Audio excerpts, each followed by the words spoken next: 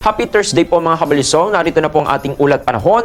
Patuloy pa rin po makakaapekto ang ilang weather system na posibleng magdala ng ulan sa ating bansa. Ngayong Huwebes po yan ayon sa weather forecast ng Pag-asa. Ang Northeast Monsoon po o yung hanging amihan, ang posibleng magdulot po yan ng mga ulap na kalangitan at pabugso-bugsong ulan sa hilaga po ng Luzon at Central Luzon. Magiging maulan din po ang panahon sa bahagi naman po ng Southern Luzon.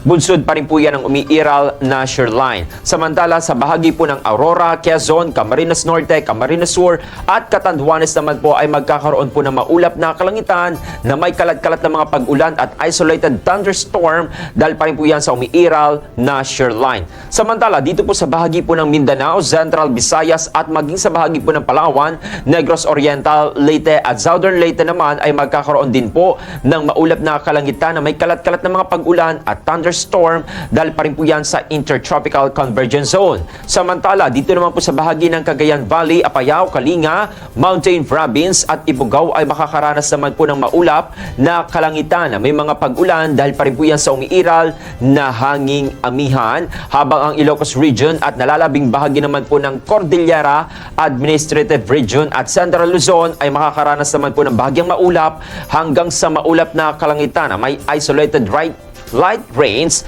dahil pa rin po yan sa kaparehong weather system.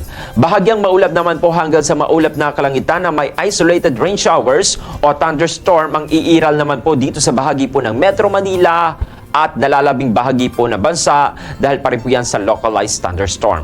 As of 2 o'clock a.m. po na kaninang madaling araw, wala po namamata ang low pressure area o LPA sa loob at labas ng Philippine Area of Responsibility o PAR, ayon po yan mismo sa Pag-asa.